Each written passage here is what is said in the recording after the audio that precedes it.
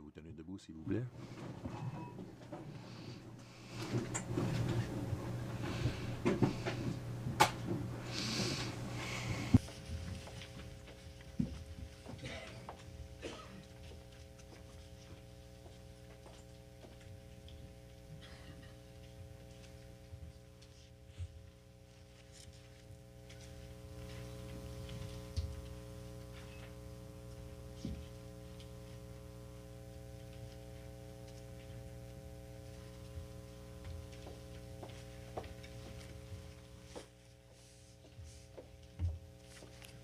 In the name of the Father, and of the Son, and of... Au nom du Père et du Fils et du Saint-Esprit. Amen. Que la paix soit avec vous. Chaque année, nous nous réunissons au nom du Seigneur pour partager nos préoccupations. Nous écoutons la parole de Dieu. Nous cherchons ensemble la volonté de Dieu pour l'Église au Canada. Aujourd'hui, nous commençons cette rencontre en lisant l'Évangile, en se rappelant que la parole s'est fait chair et a habité parmi nous, et comme signe que lui, il est celui qui enseigne, il est le bon pasteur, et nous voulons suivre son plan pastoral. Prions et prenons les paroles du psalmiste. Et l'interprète arrête ce moment-ci, et on reprendra après la prière. Lord, I love your commands, I love your commands. My part I have resolved, O Lord, is to obey your word. With all my heart I implore your favor. Show the mercy of your promise.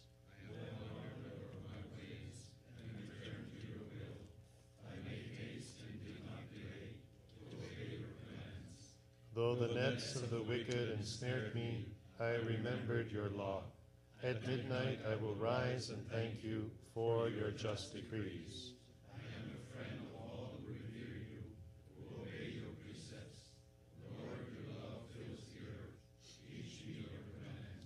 Glory to the Father, and to the Son, and to the Holy Spirit, as it was in the beginning, is now, and will be forever.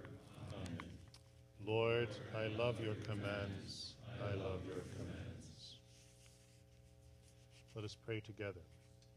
We stand here before you, O Holy Spirit. We feel the weight of our weaknesses, but we are all united in your name. Come to us and help us. Come down into our hearts. Teach us what we have to do. Show us the path we must follow. Fulfill in us what you ask of us. Counsel and guide our decisions, because only you, along with God the Father and his Son, hold a glorious and holy name. Disallow us to offend justice, you who love harmony and peace. May ignorance never lead us away from you, that human empathy never turns us insensitive, that labels or people never control us. Embrace us with the gift of your grace, so we become one with you, and nothing takes us apart from the truth. Inasmuch as we are gathered together in your name, so may we in all things hold fast to justice tempered by mercy, so that in this life our judgment may in no wise be at variance with you, and in the life to come we may obtain to everlasting rewards for deeds well done. Amen. May God Almighty order our days and our deeds in the peace which surpasses all understanding. Amen.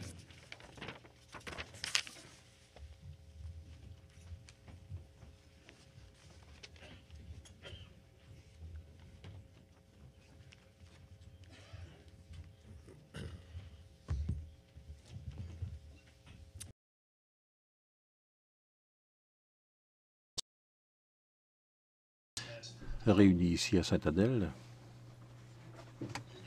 Avant de commencer, je veux remercier Monseigneur Powers et le personnel de la CECC. C'est clair que ça prend beaucoup de travail, ça exige beaucoup de travail pour faire un tel rassemblement. Donc, au tout début de cette semaine, je veux vous dire à vous, Monseigneur Powers, et dire que vous le transmettiez au personnel, qu'on vous remercie pour tout le travail préparatoire qui s'est fait ici. Quelques annonces pour vous qui suivez ou qui utilisez la traduction. Semblerait-il que l'anglais, c'est le canal 3 et le français se trouve au poste 4, canal 4. Et donc, nous savons, à l'heure du jour, les différents événements, les interventions, les pauses, si vous avez des questions, quand certains événements ont lieu, vous pourrez vérifier avec l'horaire qui vous a été envoyé d'avance. Comme d'habitude, notre premier point à l'heure du jour, c'est de recevoir votre approbation pour la lettre que nous allons envoyer au Saint-Père à l'occasion de ce rassemblement. Donc, je vais vous lire ce texte et on va voir si vous pourriez y consentir et je le signerai en votre nom. Father, gathered in Très Saint-Père, réunis en assemblée plénière annuelle à Sainte-Adèle dans le diocèse de Saint-Jérôme, les évêques du Canada vous prient de recevoir leurs salutations sincères et fraternelles et implorent votre bénédiction. Votre récente visite au Liban, puis la signature et la présentation de votre exhortation apostolique Ecclesia in Medio Oriente, communion et témoignage, rappellent à toute l'Église l'espérance que donne le signe de l'unité à un monde déchiré par la division. Nous espérons profondément que les prières et les délibérations que nous partagerons cette semaine approfondiront la communion entre nous et feront de nous des témoins de plus en plus efficaces de l'Évangile de notre Seigneur. Parmi les nombreux points dont nous discuterons lors de ces assises, il y a la canonisation prochaine de la bienheureuse Catherine de Caquita. Nous nous associons aux nombreux fidèles catholiques issus des Premières Nations et en particulier au Maroc, pour remercier votre sainteté d'avoir reconnu officiellement la sainteté de l'une des leurs et nous partageons leur enthousiasme et leur joie. Durant la semaine qui débute, nous allons célébrer le 50e anniversaire de l'ouverture du Concile Vatican II et réfléchir ensemble au projet que nous faisons pour souligner l'année de la foi. Nous saluons dans cette initiative l'occasion de renouveler nos efforts au service de la nouvelle évangélisation en portant une attention particulière au prochain synode des évêques et aux communications qui présenteront nos délégués. Nous avons grand hâte de recevoir les idées qui naîtront des délibérations du synode, car elles nous aideront grandement, nous n'en doutons pas, à trouver de nouvelles façons d'annoncer la beauté de l'Évangile au peuple dont nous avons la charge. Depuis de nombreuses années, les évêques catholiques ukrainiens du Canada participent à la vie de notre conférence épiscopale et y apportent une précieuse collaboration. Avec eux, nous allons célébrer dans la joie le 100e anniversaire de l'arrivée au Canada du premier évêque catholique ukrainien, le bienheureux Nikita Budka, en accueillant sa béatitude Sviatoslav Shevchuk, archevêque majeur de Kiev-Halitch, qui s'adressera à notre assemblée. Plusieurs questions pastorales d'importance retiendront notre attention cette semaine. Dans le prolongement de notre récente lettre pastorale, nous allons continuer de réfléchir aux défis que pose à la société canadienne le libre et plein exercice du droit à la liberté religieuse et la liberté de conscience. La crise économique actuelle continue d'affecter gravement la vie de nombreux Canadiens et nous allons nous efforcer d'en comprendre les causes et rechercher des réponses pastorales appropriées. La collaboration œcuménique revêt pour nous une grande importance. Nous allons prendre le temps d'examiner les principes qui orientent nos partenariats afin d'en améliorer l'efficacité. Nous demeurons douloureusement conscients du traumatisme à long terme que cause le fléau des agressions sexuelles, surtout lorsqu'elles sont commises par des prêtres, et comme nous l'avons fait lors de nos dernières assemblées, nous allons continuer d'étudier cette question. Nous porterons une attention toute particulière cette année à la guérison des collectivités, au soutien de nos prêtres qui exercent fidèlement leur ministère, aux causes qui permettent l'éclosion de cette tragédie et au renforcement des protocoles qui garantissent des environnements sécuritaires. Le don que vous avez fait à l'Église d'Anglicanorum Cetibus a amené un certain nombre de membres de la communion anglicane à demander de se joindre à l'Église. Nous poursuivrons donc nos réflexions sur l'impact de ce développement sur la vie et la communauté ecclésiale au Canada. Enfin, compte tenu du grand nombre d'immigrants dont la venue enrichit notre pays, nous aurons un échange avec le ministre fédéral responsable de ce dossier sur un éventail de questions relatives au bien-être des nouveaux arrivants au Canada. Face à tous ces défis pastoraux, nous tirons une grande consolation et de vifs encouragements de notre communion avec vous, très Saint-Père. Nous vous réitérons notre fidélité et vous assurons de notre soutien. Pour que notre assemblée plénière produise un fruit abondant pour la construction de l'Église, nous vous demandons respectueusement d'accorder à ces travaux votre bénédiction apostolique. Est-ce que cela reçoit l'accord de l'Assemblée?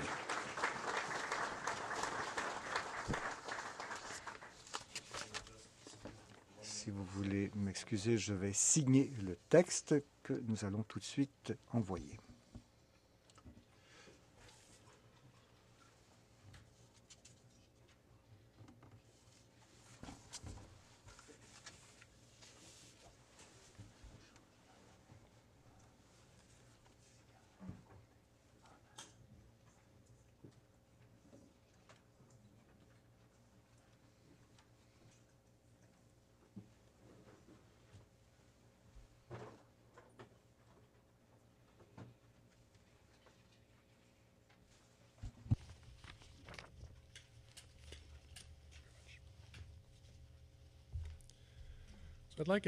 Alors, à ce moment-ci, j'aimerais attirer votre attention sur les personnes qui méritent d'être présentées ici.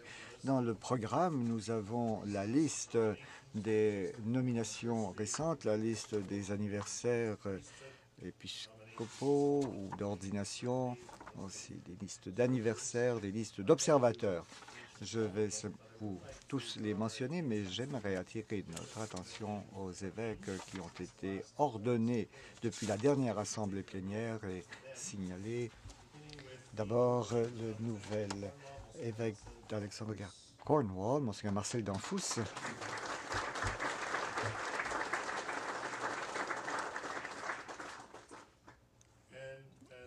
Et comme évêque auxiliaire, nous avons Monseigneur Gregory Bittman, nouvel évêque auxiliaire d'Edmonton.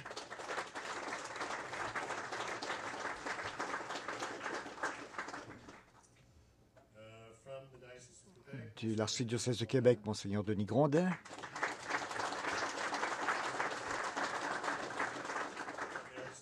De l'archidiocèse de Toronto, Monseigneur Wayne Kirkpatrick.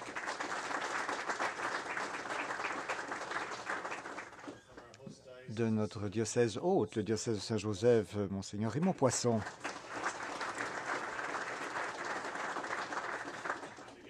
Et de l'archidiocèse de Québec, Monseigneur Gaétan Proulx.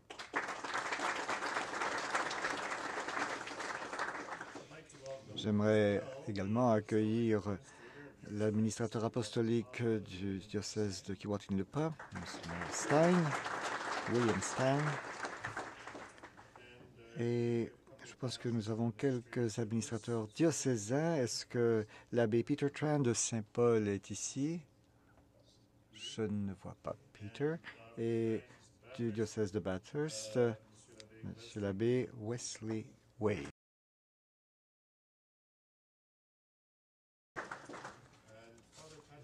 Et l'abbé Patrick Lafleur de Timmins, il est là, je pense.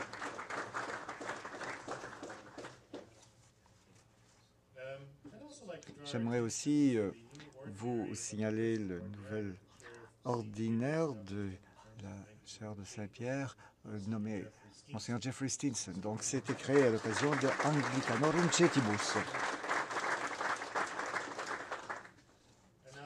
Et comme d'habitude, nous sommes heureux d'accueillir un grand nombre d'observateurs à notre assemblée. Pour procéder plus rapidement, j'aimerais, au moment où je nommerai chacun, que la personne se lève. Alors nous garderons nos applaudissements jusqu'à ce que tout le monde ait été présenté. Alors commençons avec le secrétaire général de nos assemblées épiscopales régionales, donc le diacre Gérald Leblanc, de l'Assemblée des évêques catholiques du Québec, M. Bertrand Ouellette. De l'Assemblée des évêques catholiques de l'Ontario, M. Luciano Biovesan. Et de l'Assemblée des différentes associations du Conseil catholique autochtone, est-ce que Mme Mélodie McLeod est ici? De la pastorale universitaire canadienne, M. Carl Ferguson. De l'Alliance catholique canadienne de la santé, M. Michael Shea. De la Ligue des femmes catholiques du Canada, la nouvelle présidente élue, Mme Betty Ann Brown Davidson. De CNEWA Canada, M. Carl Etu. Des Chevaliers de Colomb, le Chevalier suprême adjoint, M. Denis Savoie. De Communication et Société, Mme Sabrina Di Matteo. De la Conférence religieuse canadienne, le Père Michel Proulx. Des œuvres pontificales missionnaires, le Père André Gagnon. De l'Organisation catholique canadienne pour le développement et la paix, M. Ronald Brault, président, et le directeur général, M. Michael Casey. De l'Organisme catholique pour la vie et la famille, Mme Michèle Boulva. Le représentant du clergé francophone, M. l'abbé Serge Charbonneau. De la Fédération nationale des conseils presbytéraux, le président, le père Doug McNeil, et le vice-président, M. l'abbé Alan Campo. Nous avons aussi des représentants écuméniques que nous sommes heureux de recevoir de l'Église anglicane du Canada, l'archidiacre Bruce Myers. De la Fraternité évangélique du Canada, M. Bruce Clemenger. De l'Église presbytérienne au Canada, le révérend Stephen Kendall. De l'Église unie du Canada, Mme Gail Allen. Et du Conseil canadien des Églises, son président, le major Jim Champ. Bienvenue, bienvenue à chacune et chacun de vous.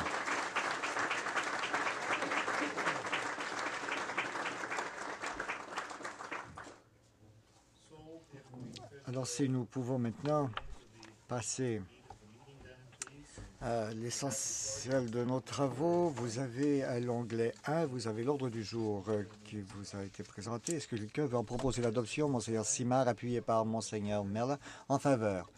Merci. À l'onglet 2, vous avez le procès-verbal de la dernière assemblée plénière. Est-ce qu'il y a des erreurs ou des omissions à signaler? Quelqu'un veut proposer l'adoption? Monseigneur Prendergast, appuyé par Monseigneur Wisner, en faveur.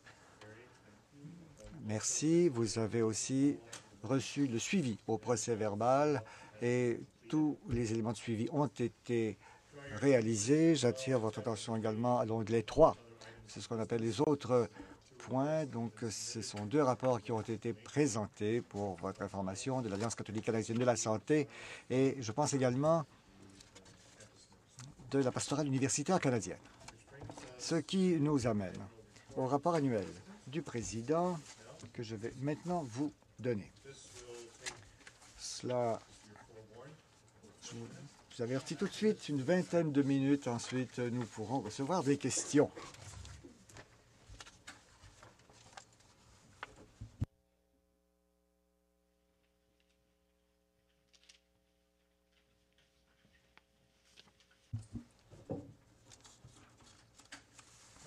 Chers frères évêques, chers invités, chers membres de notre personnel, nous nous retrouvons en assemblée plénière à l'hôtel Mont-Gabriel. Ce bel endroit évoque la mission de l'archange Gabriel qui se tient en la présence de Dieu. Jadis, c'est lui qui invita Daniel à pénétrer la parole et à comprendre la vision. Plus tard, il assura à Zacharie que le Seigneur interviendrait dans la vie de son peuple pour le sauver et susciter une vie nouvelle. Il annonça à Marie que cette intervention se réaliserait dans la merveille de l'incarnation et il exhorta Notre-Dame à ne pas craindre de répondre à l'appel unique qui lui était adressé. En ces jours que nous passons ensemble, nous sommes en la présence de Dieu, sûrs que le Christ est fidèle à sa promesse d'être présent là où 2 ou 3 se rassemblent en son nom. Nous implorons la grâce d'entendre à nouveau la parole de Dieu, de comprendre sa vision pour son peuple et de ne pas craindre de proclamer l'Évangile. Voici une dizaine de jours, le Saint-Père a fait une visite apostolique au Liban, où il a officiellement rendu public son exhortation apostolique post-synodale Ecclesia in Medio Oriente. Par ce document, par ses discours et ses homélies, il a appelé l'Église à une unité plus profonde afin qu'elle donne un témoignage d'espérance dans un monde divisé. Cet appel rejoint l'essence même de notre mission d'évêque. Nous sommes appelés à servir l'unité de l'Église. En communion avec le Saint-Père et les évêques de partout, nous partageons la double responsabilité de faire progresser la paix de Dieu pour l'Église et pour l'humanité et d'approfondir la communion avec Dieu et avec tout notre monde. La dernière année nous a donné de nombreuses occasions de cultiver et d'approfondir notre communion et notre témoignage, non seulement au sein de notre conférence, mais à l'échelle de l'Église, tant au Canada qu'à l'étranger. Permettez-moi d'illustrer la chose en évoquant certaines des principales activités de notre conférence au cours de la dernière année. Je commence par cette rétrospective, après quoi j'aurai quelques prospectives sur la semaine qui nous attend. Peu après notre dernière assemblée plénière, le vice-président, Monseigneur Paul-André Durocher, le secrétaire général, Monseigneur Patrick Powers et moi-même avons effectué la visite annuelle des bureaux du Saint-Siège. Nous avons eu quelques 34 entretiens pendant les 2 semaines de notre séjour à Rome. Ces rencontres avec des frères évêques au service du Saint-Siège furent ouvertes, franches, fraternelles et constructives. Nous aurons l'occasion de vous faire part des fruits de ces conversations en traitant l'ordre du jour de la semaine. Mais bien entendu, le point culminant de notre visite, comme toujours, a été notre entrevue avec le Saint-Père. La vive attention qu'il porte à nos problèmes est une grande source de consolation et d'encouragement. Il est manifeste qu'il a apprécié la qualité et la beauté de la nouvelle édition du Missel romain pour le Canada anglais que nous lui avons présenté. En fait, ce missel et ses normes liturgiques s'avèrent un instrument d'unité et de communion. Comme le rappelle Ecclésiade Medio Oriente, l'Eucharistie fonde la communion ecclésiale. L'unité qu'elle réalise entre l'universel et le particulier a reçu une expression concrète lors de notre visite à Rome. L'unité, dans notre témoignage à la beauté et à la sanctification de la vie, nous a menés en tant que conférence à adopter des éléments d'un plan national pour la vie et la famille. En décembre, comme en avait convenu notre assemblée plénière, je vous invitais à encourager vos diocèses à participer à notre effort national de lancement d'initiatives pastorales pour la vie et la famille. La culture occidentale et la société canadienne continuent d'assister à une érosion du respect de la vie humaine. Toute société humaine a besoin de savoir qu'elle peut avec assurance confier à ses personnels soignants la vie de ses plus vulnérables, les enfants à naître, les petits, les vieillards, les personnes handicapées ou atteintes d'incapacité. Les crimes graves que sont l'avortement, l'euthanasie et le suicide assisté minent sérieusement cette assurance. Ce sont là de véritables menaces non seulement contre la vie individuelle, mais contre le bien commun. Nous sommes appelés à trouver des façons positives de renforcer les idéaux qui sont au cœur de la vie de la famille chrétienne et à célébrer l'amour et l'éducation que vivent aujourd'hui nombre de familles non sans difficulté. Nos diocèses cherchent des façons d'aider les familles à cultiver et approfondir ces valeurs que le pape a soulignées à la rencontre mondiale des familles à Milan. Respect des personnes, gratuité, confiance, responsabilité, solidarité et coopération. Cette approche pratique et pastorale sera au cœur du plan national pour la vie et la famille qui va se déployer dans les mois et les années à venir. Nous allons faire appel dans ce but à vos bureaux diocésains, comme aussi à l'Organisme catholique pour la vie et la famille, dont l'aide et la collaboration sont toujours aussi précieuses pour notre conférence. Our love for life impels us envers les pauvres. En décembre 2011, le vice-président et moi-même, ainsi que notre secrétaire général adjoint, Pete Hubbard, avons participé à une visite de solidarité en Haïti. Nous avons été impressionnés par le courage et la détermination du peuple haïtien, mais aussi par l'aide précieuse fournie par l'Organisation catholique canadienne pour le développement et la paix, ses partenaires locaux et les autres membres de Caritas Internationalis. Notre visite a confirmé l'importance des efforts que nous faisons pour renforcer l'identité et accroître l'efficacité de développement et paix dans la poursuite de sa mission, qui est d'apporter aux pauvres de notre monde l'aide du développement humain intégral. Cette semaine, nous allons poursuivre notre réflexion sur la nature et la mission de développement et paix. La visite du pape Benoît au Liban était placée sous le signe de la solidarité et de la communion avec tous les citoyens du Moyen-Orient. Il y a maintenant plusieurs années que notre conférence s'efforce de manifester sa solidarité en participant aux réunions annuelles de la coordination des conférences épiscopales en solidarité avec l'Église en Terre Sainte. Depuis la création de la coordination en 1998, notre conférence envoie son président l'y représenter.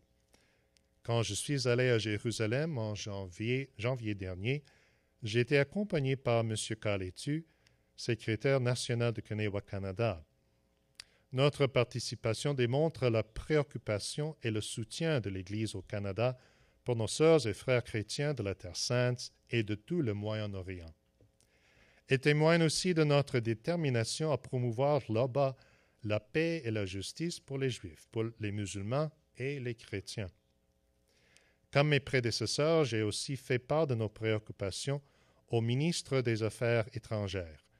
Par ailleurs, notre comité pour les droits de la personne cherche l'occasion de rappeler aux représentants diplomatiques du Moyen-Orient au Canada l'importance de la dignité humaine et de la liberté religieuse.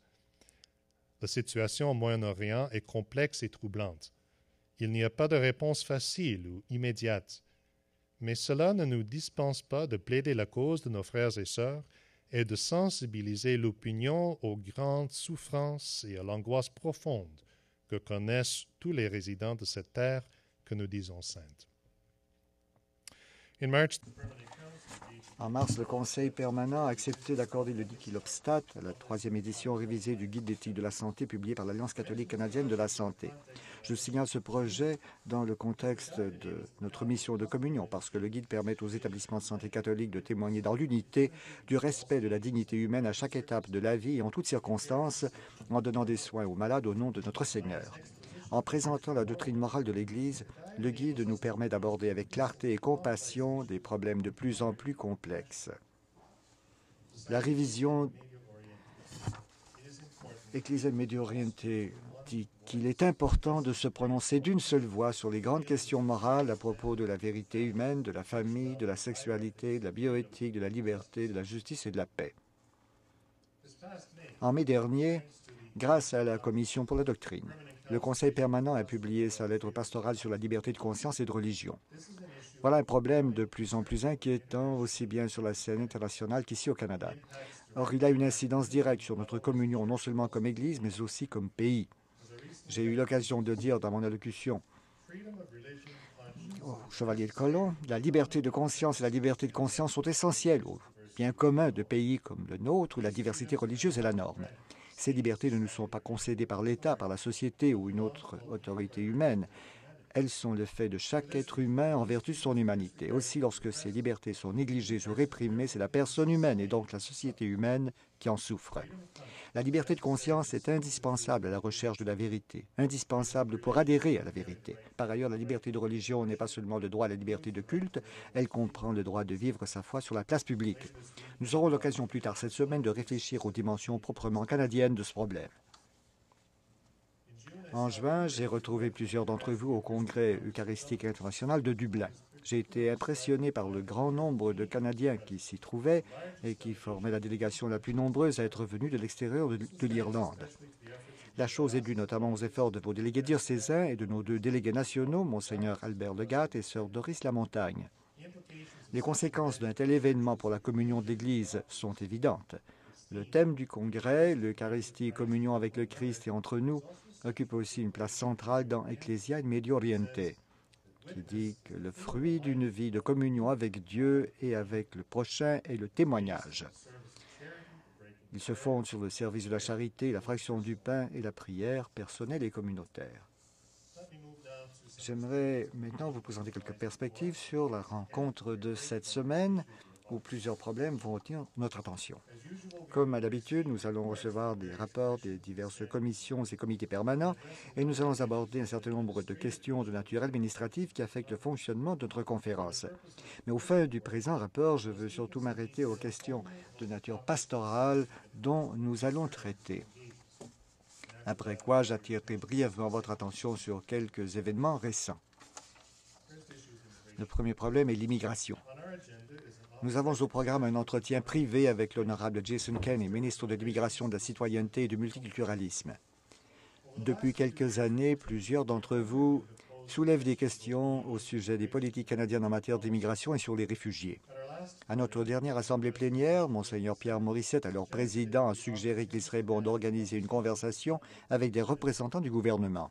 Plus récemment, notre Commission pour la justice et la paix recommandait une discussion avec des représentants du ministère.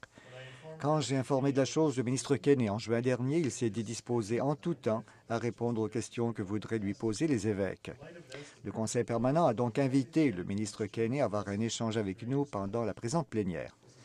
Voilà qui est heureux, car Les pasteurs de l'Église doivent accorder une sollicitude particulière aux réfugiés et aux autres personnes déplacées du fait de la violence ou de la pauvreté. L'aide aux personnes et aux collectivités victimes d'abus.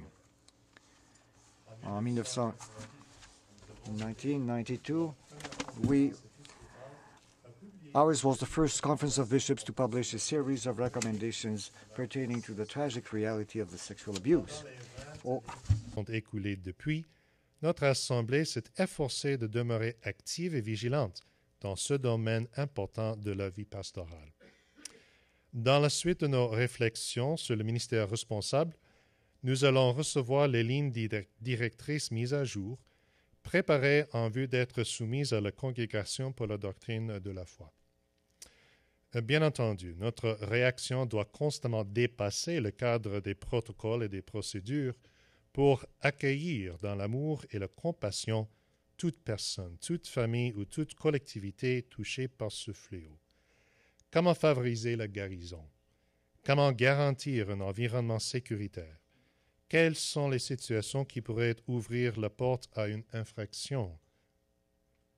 La bonne conduite des chrétiens doit devenir le levain dans la pâte humaine, rappelle Ecclesia Medio Oriente. Les ministres de l'Église doivent donner l'exemple d'une conduite sans reproche. Et la situation de l'économie. Chacun de nous a conscience de la souffrance que cause à tant de nos fidèles le ralentissement économique de ces dernières années. On entend souvent dire que le Canada a été touché moins durement que d'autres pays. C'est peut-être vrai, mais cela n'est pas de nature à consoler les chômeurs ou les personnes qui ont du mal à dénicher un logement abordable.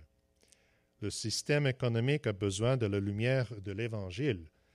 Des experts nous aideront cette semaine à comprendre la dynamique de la situation actuelle et à examiner des pistes de réponse pastorale. This week we'll be celebrating. Nous allons célébrer cette semaine avec nos frères ukrainiens dans l'épiscopat. Demain, nous aurons le grand honneur d'accueillir sa béatitude Stanislav Sviestchak, qui est... Nous allons célébrer le 100e anniversaire de l'arrivée du premier évêque catholique ukrainien nommé dans notre pays, le bienheureux Nikita Budka, qui devait donner sa vie en martyr au Kazakhstan en 1949. J'ai eu le plaisir de me joindre à Monseigneur Sviatoslav et à nos confrères dans l'épiscopat la semaine dernière au Manitoba au moment de la clôture du synode qu'ils ont célébré avec d'autres évêques catholiques ukrainiens du monde entier. Jeudi matin, nous allons célébrer la divine liturgie selon l'usage ukrainien de rite byzantin. Je sais que notre conférence est particulièrement heureuse de compter parmi ses membres des évêques et des éparques de différentes églises orientales. Enfin, le problème de la collaboration écuménique. Pendant nos assises de cette semaine, nous allons discuter des défis et des opportunités que présente la collaboration avec d'autres chrétiens dans le cadre de coalitions écuméniques pour la justice sociale. Notre conférence, comme la plupart des églises et des communautés croyantes de notre pays, doit affronter des contraintes relatives aux finances, au personnel et à la pratique du partenariat. Dans quelle mesure, il y a aussi d'autres questions. Et dans quelle mesure chacun de nos partenariats contribue-t-il à faire progresser la conception chrétienne de la justice sociale? En quoi aide-t-il notre conférence à réaliser sa propre mission et à mettre en œuvre ses propres priorités? Comment les diverses coalitions font-elles progresser et respectent-elles les principes de l'écuménisme qui supposent par définition le respect de l'ecclésiologie de l'autre? En quoi contribue-t-elle à une meilleure intelligence de la foi? Nous attachons du prix aux occasions que nous avons de collaborer avec nos frères et sœurs chrétiens pour témoigner de l'Évangile. Nos délibérations vont chercher à évaluer et à accroître l'efficacité des partenariats qui existent à l'heure actuelle. Et maintenant, simplement attirer votre attention sur les événements à venir que nous allons signaler de différentes façons. Au cours de la semaine, bien sûr, nous allons parler de la prochaine Assemblée générale ordinaire du Synode des évêques sur la nouvelle évangélisation pour la transmission de la foi chrétienne. Nous allons souligner le 50e anniversaire de l'ouverture du Deuxième Concile du Vatican. Nous attendons avec enthousiasme la canonisation de la bienheureuse Kateri Tekakwitha le 21 octobre, à laquelle on prévoit que participeront 1500 pèlerins canadiens, membres en majorité des Premières Nations et d'autres communautés autochtones. Avec la canonisation, nous aurons une journée de conscientisation, de réconciliation et de reconnaissance pour les peuples autochtones que les diocèses sont invités à souligner, chacun à sa façon, le 28 octobre, dans l'octave de la canonisation de la bienheureuse Kateri. À propos de l'immigration, nous soulignons que le 2e Congrès catholique national sur la réinstallation sous le thème « D'une seule voix, nous sommes l'espérance » est organisé du 3 au 6 décembre par l'Office pour les réfugiés de l'archidiocèse de Toronto. Enfin, nous avons la journée de prière en solidarité avec les peuples autochtones le 12 décembre qui portera cette année sur la bienheureuse Kateri Tekakwitha comme modèle de la première évangélisation de notre pays, mais aussi comme modèle pour la nouvelle évangélisation. Nous nous réunissons à la veille du 50e anniversaire de l'ouverture du Concile Vatican II. Il convient donc, me semble-t-il, de conclure en citant les paroles que prononça le bienheureux Jean XXIII en ouvrant le Concile. Il arrive souvent que dans l'exercice quotidien de notre ministère apostolique, nos oreilles soient offensées. En apprenant ce que disent certains qui, bien qu'enflammés de cela religieux, manquent de justesse de jugement et de pondération dans leur façon de voir les choses. Dans la situation actuelle de la société, ils ne voient que ruines et calamités. Ils ont coutume de dire que notre époque a profondément empiré par rapport au siècle passé et ils se conduisent comme si l'histoire, qui est maîtresse de vie, n'avait rien à leur apprendre et comme si du temps des conciles d'autrefois, tout était parfait en ce qui concerne la doctrine chrétienne, les mœurs et la juste liberté de l'Église. Il nous semble nécessaire de dire notre complet désaccord avec ces prophètes de malheur qui annoncent toujours des catastrophes comme si le monde était près de sa fin. Dans le cours actuel des événements, alors que la société humaine semble à un tournant, il vaut mieux reconnaître les desseins mystérieux de la providence divine qui, à travers la succession des temps et les travaux des hommes, la plupart du temps contre toute attente, atteignent leur fin et disposent tout avec sagesse pour le bien de l'Église, même les événements contraires. Je vous invite à vous joindre à moi dans la prière pour demander que notre assemblée plénière soit animée de la même foi et de la même espérance qui poussèrent le pape Jean XXIII à convoquer le Concile, qui traverse ses décrets et qui continue d'inspirer la vie de l'Église. Merci.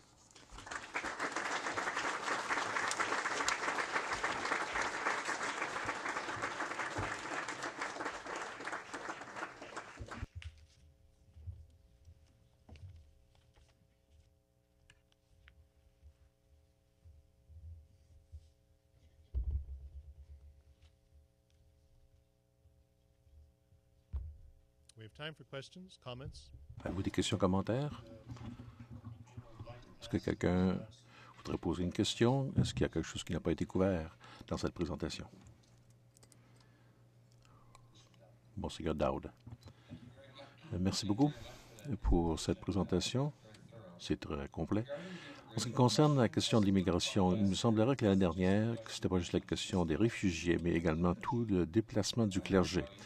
Alors, si c'est facile ou pas facile d'avoir des prêtres ou des agents pastoraux dans le pays, est-ce que ce sera partie du gouvernement? La présentation vendredi va se présenter en 3 étapes. Un survol de la question et ensuite on abordera certaines questions particulières de la question qui nous viennent de la commission de justice et paix pour regarder la question des prêtres qui viennent au pays. Autre chose que vous voudriez aborder?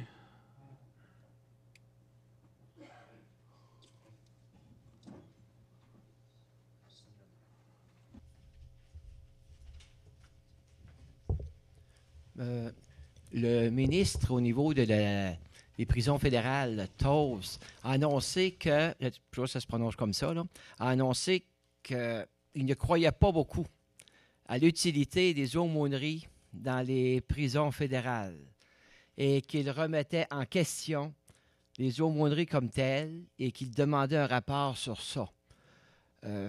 Moi, ça m'inquiète, là. Est-ce que c'est effectif qu'il faut s'inquiéter de l'avenir des aumôneries dans les prisons fédérales? Thank you. That just recently was brought to. Alors, ça vient d'être présenté tout récemment, nous être présenté. Nous allons l'envoyer au comité spécial, le comité permanent sur les relations avec le gouvernement, parce que nous avons déjà eu l'occasion de rencontrer ce ministre et on peut assurer un suivi. Autre chose?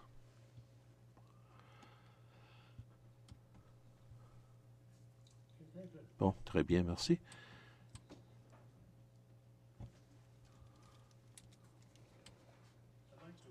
Je voudrais maintenant accueillir le président de la Conférence religieuse canadienne, le Père Proulx, qui nous présentera les souhaits de la Conférence religieuse canadienne.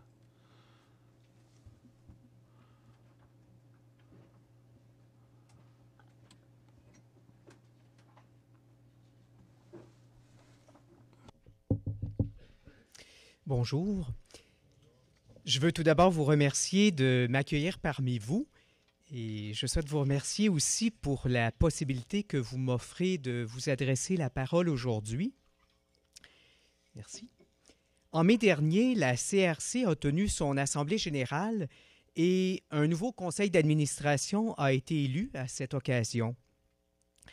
Les 5 et 6 septembre derniers, le conseil d'administration a tenu une réunion au cours de laquelle des orientations ont été établies pour les 2 prochaines années.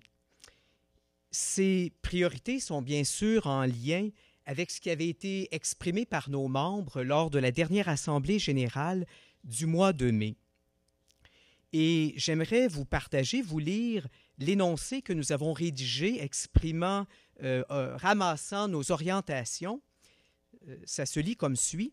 « En vue d'être signe et artisan d'une Église communion, nous choisissons d'approfondir notre vie religieuse, de développer un dialogue d'écoute et d'ouverture avec divers partenaires ecclésiaux et civils, de garder un souci de justice sociale et de respect de la création. » Alors, comme vous le constatez, l'accent porte sur l'Église communion et aussi sur le dialogue et l'écoute comme moyen privilégié pour avancer sur ce chemin de la communion.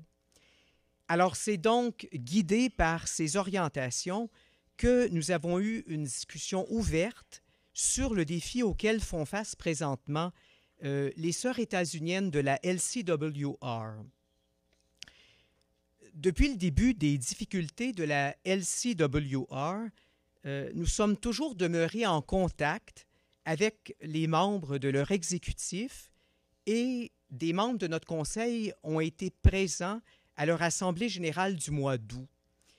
Mais à travers tout le processus des derniers mois, selon le désir même de la LCWR, nous n'avons fait aucune déclaration publique.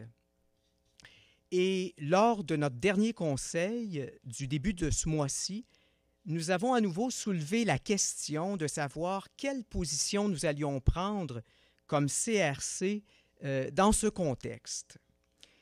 Et de manière très sereine, nous avons choisi de donner toutes ces chances au dialogue qui est présentement en cours entre la LCWR et Monseigneur Peter Sartain, qui est chargé par le Vatican d'accompagner le processus de révision doctrinale de la LCWR. Et dans un profond désir de favoriser une Église communion de ce côté-ci aussi de la frontière, nous avons choisi de demeurer discrets sur cette question-là. Nous n'avons surtout pas l'intention d'adopter une position de confrontation ou de susciter des débats sur la place publique. Nous croyons que ce genre de positionnement ne favoriserait pas un dialogue fécond au sein même de notre Église canadienne. Mais ceci étant dit, je ne vous apprends certainement rien en vous disant qu'il y a un certain nombre de nos membres qui souhaiteraient une position plus agressive de notre part à l'égard des divers paliers d'autorité ecclésiale. Et vous savez certainement que plusieurs religieuses tant francophones qu'anglophones, se sentent présentement profondément blessés par la façon dont les autorités romaines sont intervenues dans le dossier de la LCWR. On observe une grogne certaine et aussi un accroissement d'hostilité dans certains milieux de la vie religieuse féminine. Aussi, c'est bien humblement, puis je dirais sur la pointe des pieds, que je ne saurais pas assez vous encourager comme évêque dans vos diocèses respectifs à susciter des occasions de dialogue avec les supérieurs majeurs sur cette question, mais aussi sur d'autres enjeux liés à la collaboration pastorale. L'Ordre des chanoines réguliers de Prémontré, auquel j'appartiens et dont je suis prieur là, ici pour les Prémontrés du Québec, les Prémontrés définissent leur charisme comme un charisme de communion. Et être prémontré, c'est être appelé au service de la communion dans l'Église, appelé à être artisan de communion dans l'Église.